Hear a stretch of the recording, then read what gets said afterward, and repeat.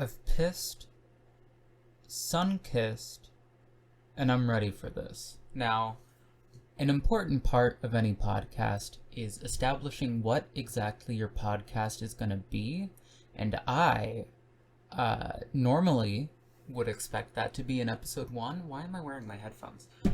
I would normally expect that to be in episode 1, but I am a special little boy, and I decided to do it in episode 2 because I recorded episode 1 before I even knew what the fuck I wanted to do with it. It was originally going to be one long, 5-hour fucking thing, and that's stupid. That's just dumb. And originally, it was actually going to be, different from that too, also. Who the fuck cares? What the podcast is me, your special fun boy, talking about things involving Classpecting. And those things, right, they are not very interesting to the majority of the population, but I would hope that they are to you, because otherwise, why are you here? Now, today's episode, episode 2, presumably, is about classes, because I started going into that in the last one, and I would like to elaborate. Now, here's the thing about classes, is that classes are fucking weird, and I don't get them. I don't think they make sense, and I don't think that they're real. I sort of alluded to this in the last one when I said that they are bullshit and also real. That is true. I also don't believe that. Classes are in opposition to things that make sense. But they are very in line with what we like to think makes sense. Which is to say, am I too quiet? Hello?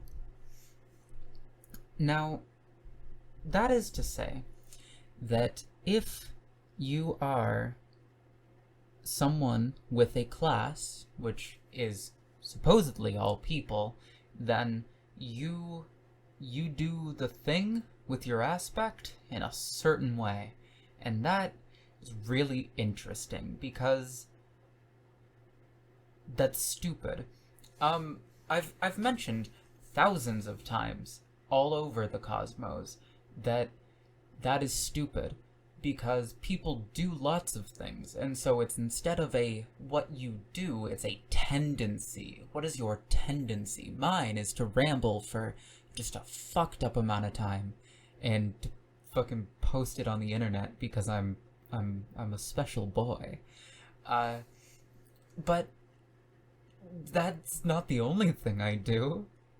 I also I consume media like some sort of ravenous light creature that desires media.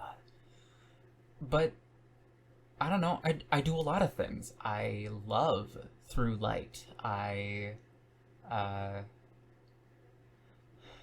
Other things through light, probably. And also all other aspects. It's really quite bullshit, because people are very a lot. People are a lot. If anyone knows that, it's me, because I do. And the thing about people being a lot is that you can kind of figure out how people work, sort of. And that's what classes are, right? I mentioned in the last one that classes are sort of seen, by me at least, as more rigid than aspects. But that's bullshit. Classes are fucking loose as hell, like everything else. That's the whole point of everything. And so, I think that it's worth looking into the classes in a more loose, anarchistic way, which was the entire point of this to begin with, was I wanted to ramble about how that was bullshit, and to assess it in a new light. pun intended. And see, when you have a class like made, and you say, that is paired with, I don't know. Because here's the thing. I originally had it set as the made air and witch sylph setup, and then I swapped it to made sylph witch air, which both make sense to me. Is that correct? Is that what I switched it to? I don't even remember. The point is, those 4 classes are really, really fucking weird. You can do anything you want. You can combine them in whatever way. Like, the common one is air, self, and did I do that? I did do that. No, that's not the common one. I don't know. I don't fucking know.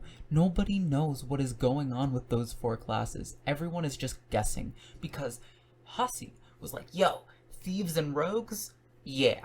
Which was obvious. Bards and princes? Yeah. Which was not as obvious.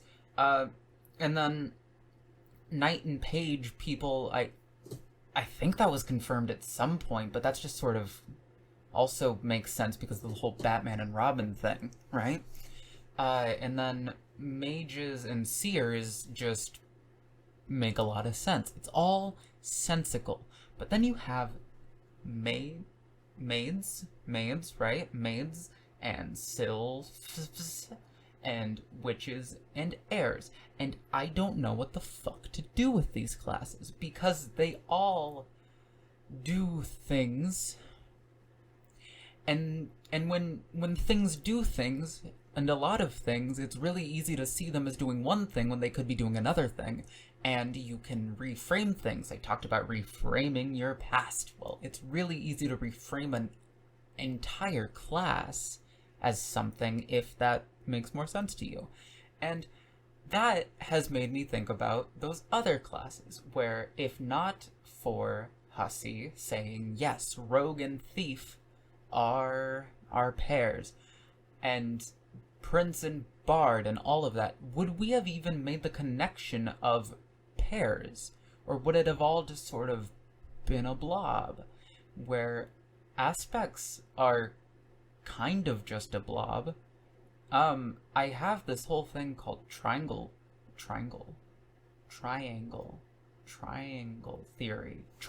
theory, which is weird, and I think quite potent and interesting and cool, but also kind of stupid, because the aspects, of course there's going to be fucking similarities everywhere. Everything's fucking everywhere.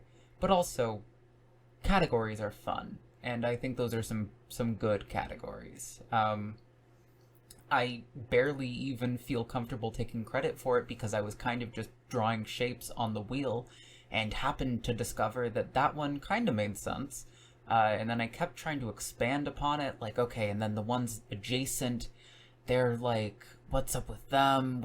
I tried so hard to do the Seer of Light thing, to look into that wheel and find as much meaning as possible where there was none. It's a wheel. Maybe triangle theory was on some level subconsciously thought about, but probably not. It's just a wheel. They just fucking put shit so that they could confirm which classes were counterparts, you know? Or aspects were counterparts. And then classes have not had a wheel. And that is both tantalizing and awful, and I don't like it. But it is good. I think that is good. I honestly think that the aspects not being confirmed to have, like, what their specific pairs, all of them were, would have been good too. I remember, early on, I had the fucking weird idea that life and blood would be counterparts, that breath and rage would be counterparts, and hope and doom would be counterparts. because the other three pairs were already established, I think. They may not have all been at that point. I don't remember. But I had that idea in my brain, and that made sense to me, sort of, with my understanding at the time. And then all of that was wrong. And that's good, because that was stupid, and I was not very good at understanding the thematics that were on screen in front of my face. And symbolism and all that. Now here's the thing. Classes are everywhere. You can find...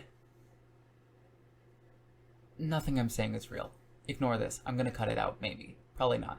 I don't want to put that much effort into this.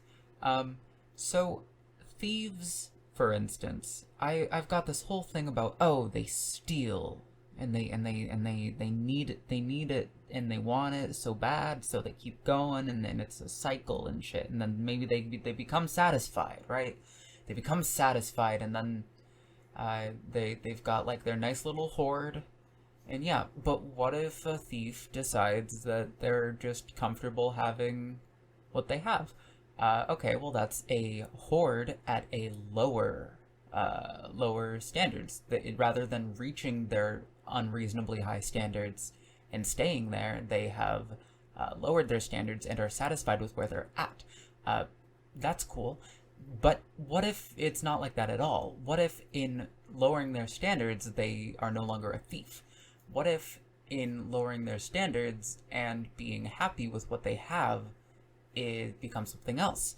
And then you have to wonder, well, what the fuck does any of this mean? Because a thief is defined by stealing, and a seer is defined by seeing, and a knight does stuff. That one doesn't work. But these words have meanings in this world, and they don't really translate to the classes themselves. A bard is not typically one who destroys things. Well, oh my god. I mean, sometimes bards actually historically are actually quite potent at destroying the images of officials, you know. That's a thing that bards have done. That makes sense. I'm a fool. I was gonna say we're all fools, but I'm sure that most people have made that connection. I'm always making connections because I'm not very smart sometimes. Because I don't really think about things unless I'm thinking about things, and when I do, I really think about them, and I think about them really well, I think. But when I'm not thinking about them, I don't think about them as much, which is my own little tunnel vision bullshit. But, so, bards, they have all of this going on, and princes, do they destroy? Is that inherent to the concept of a prince? Now, as an anarchist, I could argue yes, but... And maids, do they, you know, kind of like freeze time at one point for a guy and like fucking all that shit? I don't know, do they make cookies? Do they bake? What do they do? What do maids do? No, they clean. But maids don't clean. I mean, a long time ago, the understanding was, oh, they sort of clean, they maintain. And I still, I think that basic idea is fine. I think it's similar to how, for a long time, light was synonymous with luck. Because that is a simplified idea of it. And simplified ideas are how we reach more complex ideas. And that's great. Especially when we're working with just fucking images and some words, you know, but nothing concrete. You gotta start somewhere. And we have started and gone. We have gone so far, and that's the whole premise of this. Why do I keep explaining the premise? You know it. You're here, you understand. So thieves are defined by stealing, but if a thief doesn't steal anymore, are they a thief? If they no longer yearn for more, are they a thief? And if not, what are they? What if nothing fits better? Are they just a late-stage thief? There's not enough in canon to say. And that's the real thing. Classes, as I said, aspects are very much so defined by your own perception of things. It's impossible to avoid. You need to define them yourselves. You cannot rely on me or someone else to give you an idea of what the fundamental pieces of life are, what these fluid, changing, amazing little fucking buzzwords are. And classes have to be the same. You can't expect me to know exactly what they are, and I don't think anyone does, but maybe I've met some weird people. I've met some people who expect a lot of me. And so a thief can be whatever you want. I give my idea of it, a simplified idea that I wrote in a few paragraphs, but I give my idea of it.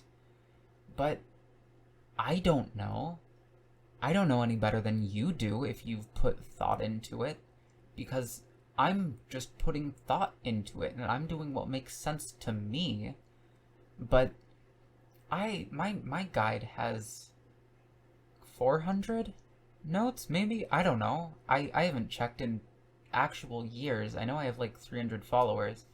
But that's a sizable amount of people. That may not seem like that to some, because numbers are weird, but that is 300 lives.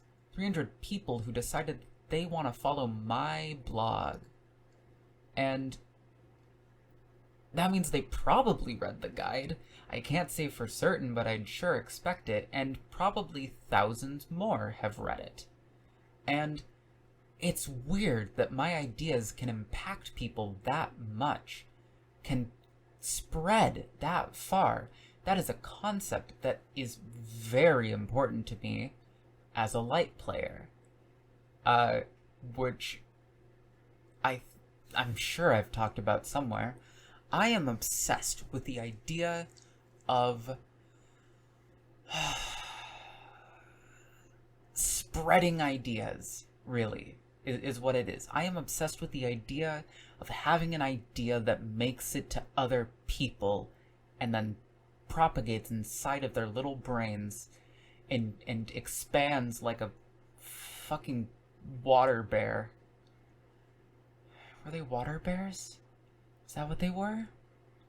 The things that you put in water, and there's a merman? Were they merman? And so a thief can't just be someone that steals, because nobody just steals, you know? And nobody's just... Well, I mean, some people do have a tendency to steal. That's a thing that we categorize in society. And sometimes people... Here's the thing. I think that a thief, in the case of Classpecting, more often is someone who steals out of necessity or perceived necessity, rather than there are, of course, people who steal just because they want to, but more often, theft is something that one has to do, whether it's to live or to protect someone or to get by. Thief is such a charged word, and we define an entire person as doing that to an aspect. And that's confusing. There's a lot of ways in which classes are just confusing because people don't do things with concepts that way. That's not really, like, I'm not, like, Seer of Light, I take for granted. Seer of Light is just such an obvious thing. Like, yeah, I look at information. Whoa, cool. But what does it mean if I'm a seer of bad example. What does it mean if I'm a thief of hope? Do I steal people's imagination? Do I just do copyright infringement? Is that my thing? No. Probably not. That's stupid. Do I fucking am I like a cultural vampire? No. No, that's dumb. That's fucking stupid. And so why is it a thief? Because it takes, but it doesn't. It's like piracy. It's a zero loss thing. That's a controversial take, but hey, it's anarchism, baby. Fucking piracy. You weren't gonna get that fucking money anyway. That person's not gonna fucking give you their money. They're poor. Nobody has the fucking money for that shit. I don't pirate things. To be clear, I do have money. So I buy the things that I do and use. I need to make it clear for legal reasons. I am not a funny pirate. I do not go arr. I am no thief. I've never stolen once in my life. I am a charming, upright citizen. Please don't arrest me. Now, here's the thing. Is thieves are only just one of 12 classes. And why 12? Because that's the number of aspects. So let's make 12, and then we're like, yo, let's make fan aspects, which sounds more absurd to me than fan classes, but fan classes should be just equally as absurd. Because, but they're also not. If you think that things need to be categorized in more little ways. I remember Spark, I think was an aspect that people had. Spark. And I don't remember what it was, but that, I believe, was just like a weird little mashup of what is in my mind heart and light. But if that works for you, if you think that that is rigid enough, that is defined enough, go for it. For me, this system works for me as it is, but obviously not perfectly, because otherwise I wouldn't be here. Otherwise I would just be satisfied with my little guide, and classes wouldn't baffle me, because I have a fondness for witches. So many of the closest people in my life are witches. Both literally in the wider cultural sense and in the Classpecting sense. I like witches. They appeal to me. And I have only known one other seer that has defined themselves as such in my life, and I care about them a lot. And I have only... The thing is that Classpecting isn't very widely spread, so I can't say for a fact, like, oh, I've only met so and so many bards, and ultimately how someone identifies themselves. I say I'm a seer of light. That can mean entirely different things to you. That means entirely different things to some of the people who I have talked to. I've gotten some weird messages on my blog. Not going to mention specifics, but wow, yeah, people have ideas, and those ideas don't align with mine, but are they less valid? I don't know. I don't think so. Classpecting, it's all based in imagery and symbolism, and that is inherently a subjective thing, and subjectivity and objectivity are really, really important. And also kind of simultaneous in all things. You can't be objective, and you can't be purely subjective. Nothing is, but your subjective reality impacts the objective reality. And there isn't really an objective reality, but of course there is. And I haven't talked about classes at all, really. I haven't really delved into anything I want. So classes are kind of like when you decide to do a part 2 later. Sorry.